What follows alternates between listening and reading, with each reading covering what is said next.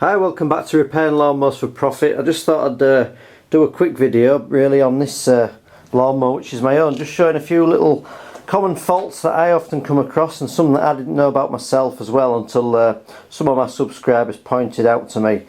Basically the t-shirt up there is just because I've been doing a bit of fitness work in the garage. So I've just got back off holiday and I'm feeling a bit fat and I don't like that much, so I don't really want to do that. I want to be fixing lawnmowers, but I don't want to get massively overweight either. So I've done my bit and I've got my camcorder and I don't feel so bad about myself, although my jeans are a bit tight. But as the common things I see, a video I had sent to me as well just showed me that this air filter box, this is a common one. Not that it matters, it does the same job, but this filter box is actually on the wrong way around. Filter boxes should go on, if you were buying a new one from the shop, should go on that way around, so it sits nice and snug. Now most of the mowers I pick up have been tinkered with the governor springs under here, and they're always the wrong way around with the filter boxes, so we'll tighten that back up. That's one thing I see. Now another reason some people have trouble with lawnmowers like intermittently running is that they'll take the cover off. After taking this off, they'll take the cover off using these the 3 bolts here. There's one near the exhaust, one at the other side and one at the front. When they put it back together, they'll nip the ignition coil here. There's a little lip in these Briggs, it's an old Briggs engine is, that it goes through here, and people nip it in between here, they don't get it back in the centre, and eventually it'll start to fray and it won't get a spark all of the time. Now actually somewhere in here I've got a good example of that. I've just got this one here. I've just sold this one actually, I've just listed this one actually, but that one, as you can tell, I've had to put a new recoil cover on that one because that one broke off and that took some doing. So it was supposed to be a replica part that you could just bolt on, but they changed the part. That's actually a newer part. In fact, while I'm here I'll show you that. So what I did with this is, this basically was this part, but inside of the recoil, as you can see there, it's completely different. The recoil completely disintegrated.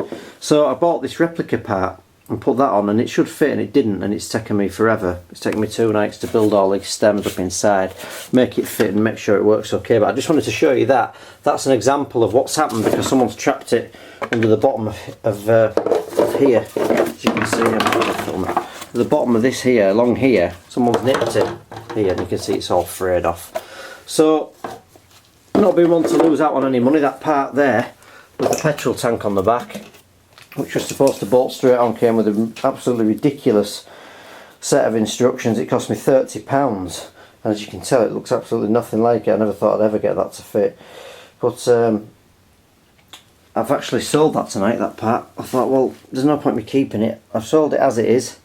Basically I think I got about £22 for that, and about £8 postage for somebody. I've explained that it don't come with a recoil, so I've basically made my money back on buying that part and fitting it. So that's one common fault, the air filter the one way around. The other common fault is this gets nipped under here, as it has done with that one with the old cover on. Now that's in the right place, still starts and runs okay. Now the next one is the exhaust guard. I see lots and lots and lots of these come to my house for repair without this on. And now somewhere in my garage across here I've probably got a box full of those in that bag down there, look. If you can see, it's probably one just sticking its head out the top of there, look. You can just see that there. I've probably got about 5 or 6 of these now. Because the last thing I want is to not...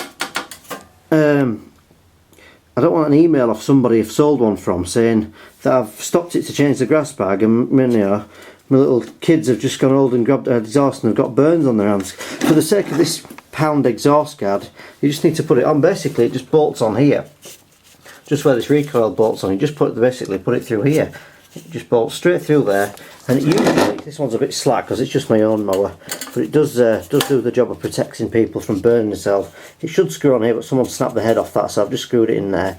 But if you've got an exhaust guard, make sure you put that back on, because as I say, you don't want anyone buying a mower off you and ringing up and saying, look, there should be an exhaust guard on this and someone's burnt their hands. So make sure your air filter box is on the right way. Make sure you've got an exhaust guard on. If you're having intermittent running problems, make sure this lead from the spark plug to the magneto isn't getting trapped as well.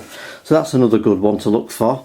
Also, another common fault, I've had someone bring a mower to me and say oh, I'm not sure what's happened with this one. I'm going to try and part exchange it for yours because I can't get it to run, and all that will happen is under here there's your basically your kill switch. Can't really get in very well. As you pull a lever, the kill switch pulls away, and what can happen sometimes, you can see that wire moving. That should move the basically move the brake away from the flywheel.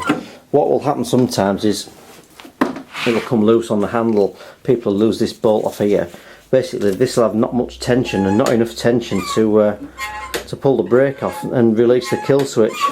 I've often picked them up. People thought these lawnmowers have died completely, and just put a bolt back through here, release the kill switch, and it's pulled away.